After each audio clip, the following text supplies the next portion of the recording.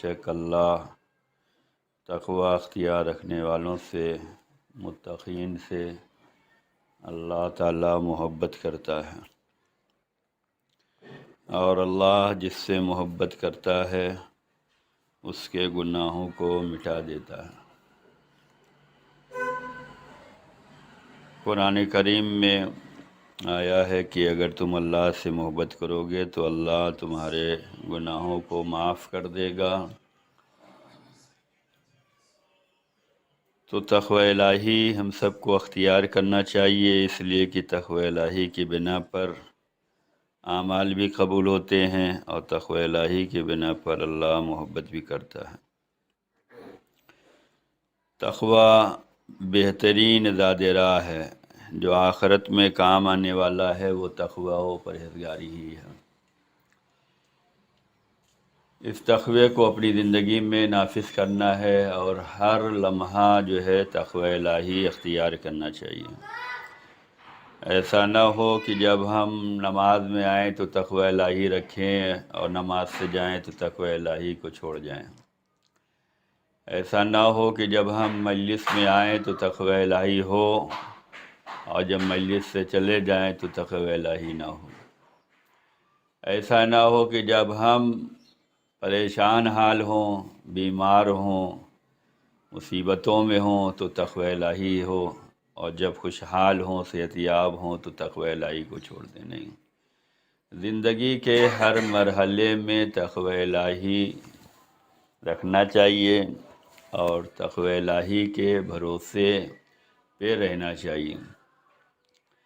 اللہ کی ذات گرامی پہ بھروسہ رکھنا چاہیے، اس لیے کہ وہی ہمارا بنانے والا ہے، ہمیں روزی دینے والا ہے، ہمیں رزق دینے والا ہے، وہی ہمارے بارے میں بہتر جان سکتا ہے۔ تو ہمیں اس کے بتائے ہوئے راستے پہ چلنا چاہیے۔ اس نے ہمیں ہر وقت تو اپنی بارگاہ میں نہیں بلایا، جبکہ ہم ہر وقت اس کی بارگاہ میں ہیں، لیکن ہم اس وقت احساس کرتے ہیں جب نماز میں آتے ہیں، تب سمجھتے ہیں کہ ہم اللہ کی بارگاہ میں ہیں۔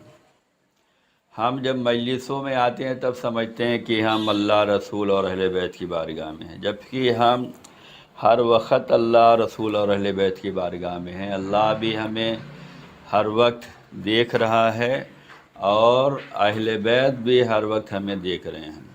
جس امام کی غیبت میں زندگی گزار رہے ہیں، وہ امام بھی ہمارے نیتوں سے، ہمارے حالات سے غافل نہیں ہے، وہ بھی ہمیں دیکھ رہا ہے، اور ہم خود سے غافل ہو جائیں لیکن اللہ اور اہل بیت ہم سے غافل نہیں ہیں۔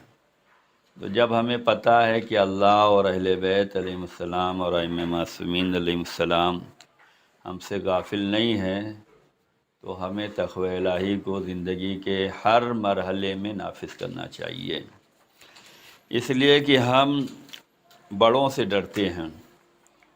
کوئی کام غلط نہ ہونے پائے، کیوں؟ کوئی بڑا دیکھ رہا ہے، تو اللہ سے بڑا کوئی نہیں ہے، وہ ہمیں دیکھ رہا ہے۔ تو یہ تقوی ہونا چاہیے کہ ہم ہر وقت اللہ کی بارگاہ میں ہیں، وہ دیکھ رہا ہے، تو اس کے لیے کام کرنے کی ضرورت ہے۔ جب اس کے لیے کام کیا جاتا ہے تو پھر وہ کام میں خلوص بھی آتا ہے، اور اس کام میں برکت بھی آتی ہے، اور اس کام کی قبولیت بھی ہوتی ہے۔ لیکن جب دکھانے کے لیے ہو، وہی جس کے لیے کر رہے ہیں اسی کو بھلا دیں، اور سب کو دکھانے کے لیے کرنے لگیں، تو پھر پیسہ بھی جاتا ہے، اور محنت بھی جاتی ہے، اور وقت بھی جاتا ہے۔ جیسے مثال کے طور پر حضرت رسول خدا صلی اللہ علیہ وآلہ وسلم نے ارشاد فرمایا نماز جمعہ کے متعلق کہ نماز جمعہ کو چاہے ہماری زندگی میں یا ہمارے بعد کوئی بھی عمدن یا جان بوجھ کر یا سہون یا حقیر سمجھتے ہوئے یا اس کی ویلیو کا خیال نہ رکھتے ہوئے نماز کو چھوڑ دیتا ہے، تو اس کی زندگی میں برکت بھی نہیں رہے گی، اس کی دوسری نماز بھی قبول نہیں ہوگی، اس کا روزہ بھی قبول نہیں ہوگا، اس کا حج بھی نہیں، یہاں تک کہ اس کی کوئی بھی نیکی قبول نہیں ہوگی۔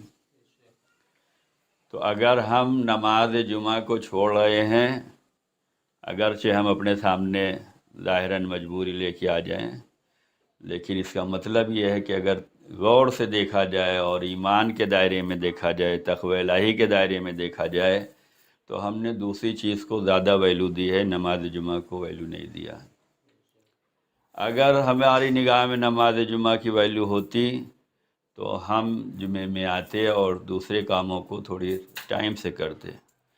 تو یہ حدیث پہ اگر غور کیا جائے تو اگر ہم نماز جمعہ چھوڑ کر کچھ بھی کر رہے ہیں تو قبول نہیں ہے، لیکن ہم کر رہے ہیں، نماز پڑھ رہے ہیں، روزہ رکھ رہے ہیں، حج پہ جا رہے ہیں، ہر نیک کام کر رہے ہیں، لیکن رسول اللہ صلی اللہ علیہ وسلم فرماتے ہیں کہ اگر نماز جمعہ چھوٹ رہی ہے تو پھر کچھ بھی قبول نہیں ہے، چاہے ہماری زندگی میں ہو یا ہماری زندگی کے بعد ہو۔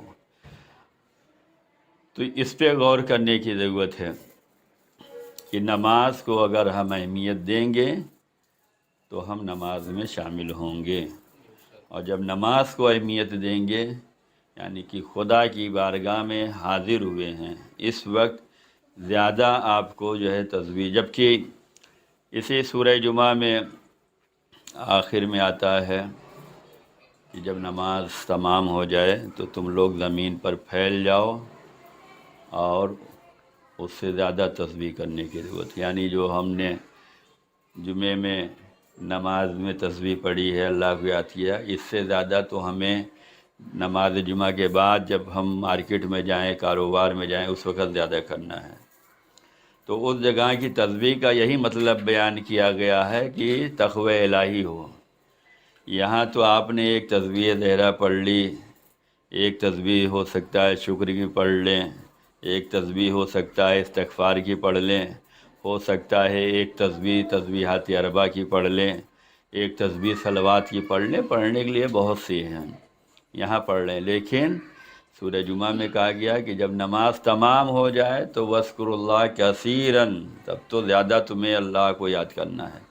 تو وہاں اللہ کو یاد کرنے کا مطلب یہ ہے کہ ہم جب جاب پہ ہوں، آفس میں ہوں، کمپنی میں ہوں، تو وہاں ہمیں اللہ زیادہ یاد رہے، کسی کے ساتھ ناانصافی نہ ہونے پائے، کسی کے ساتھ معاملہ کم نہ ہونے پائے، کسی کا حق نہ ماریں، کہیں جھوٹ نہ بولیں، کہیں فریب نہ دیں، یہ ذکر اللہ ہوگا، اللہ یاد رہے گا تو ہم اپنے غلط مال کو صحیح بنا کر نہیں بیچیں گے، ہم کسی کو دیتے ہوئے کم نہیں دیں گے اور کسی سے لیتے ہوئے زیادہ نہیں لیں گے۔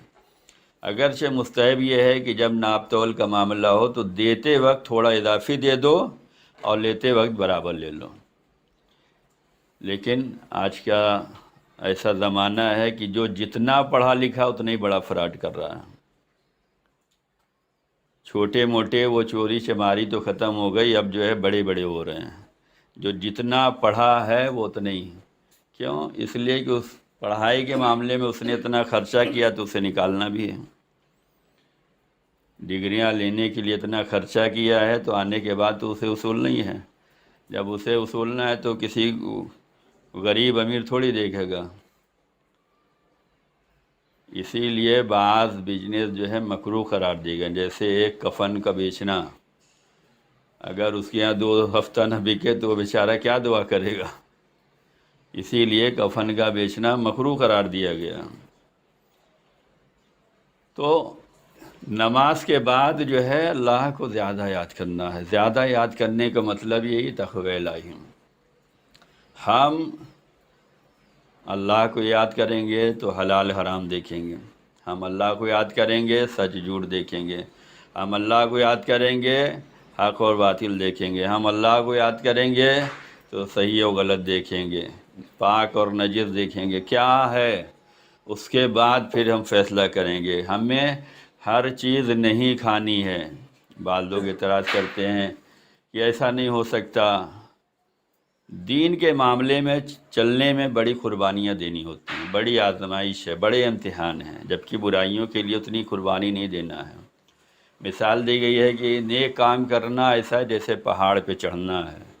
انسان چڑھے گا تو تھکاوٹ آئے گی، مشکلات آئے گی، پریشانیاں آئیں گی، دھیرے دھیرے چڑھے گا، ایک بارگی نہیں چڑھ پائے گا، لیکن اترتے وقت بہت آسانیاں رہیں گی۔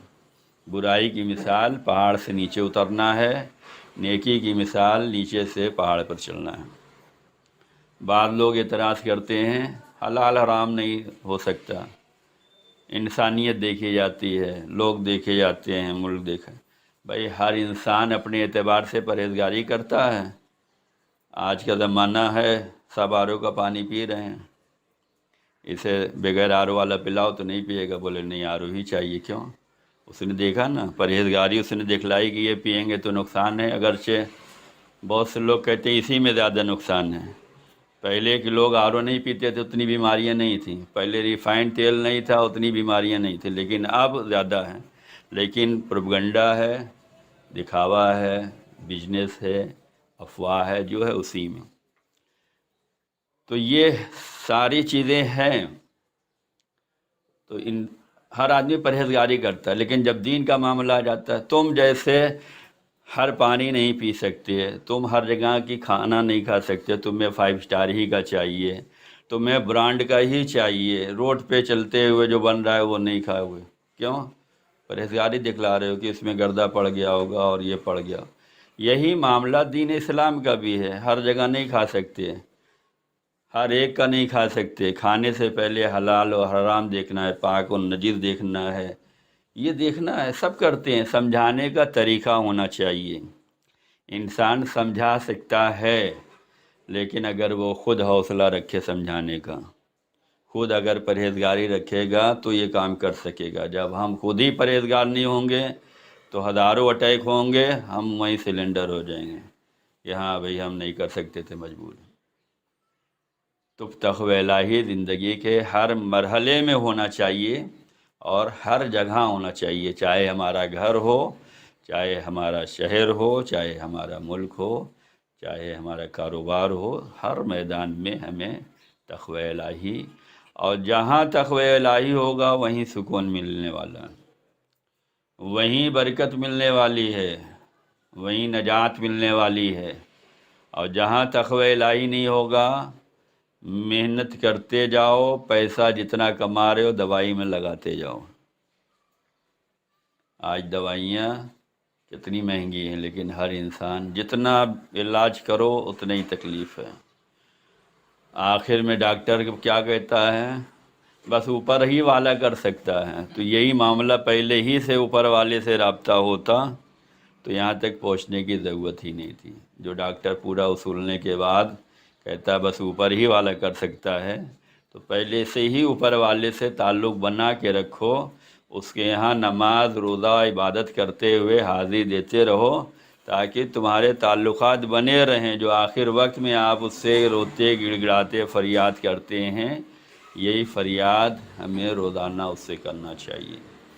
تو عزیزان گرامی، تقوی الہی بہترین زاد راہ ہے، بہترین سرمایہ ہدایت ہے۔ خدا ہم سب کو تقوی الہی اختیار کرنے کی توفیق دے اور تقوی الہی پہ ثابت قدمی دے، دین کی خدمت کرتے رہیں اور دینداری کا پیغام عام کرتے رہیں، مل جل کر خدمت دین بجا لانے کی پروردگار ہم سب کو توفیق دے، ہم سب کے گناہ صغیرہ و کبیرہ کو معاف فرمائے، ہم سب کے درمیان اتحاد اتفاق کی دولت نصیب فرما، ہم سب کو اہل بیت کی راہ پہ ثابت قدمی عنایت فرما اور اہل بیت کے پیغام کو عام کرنے کی توفیق عنایت فرما۔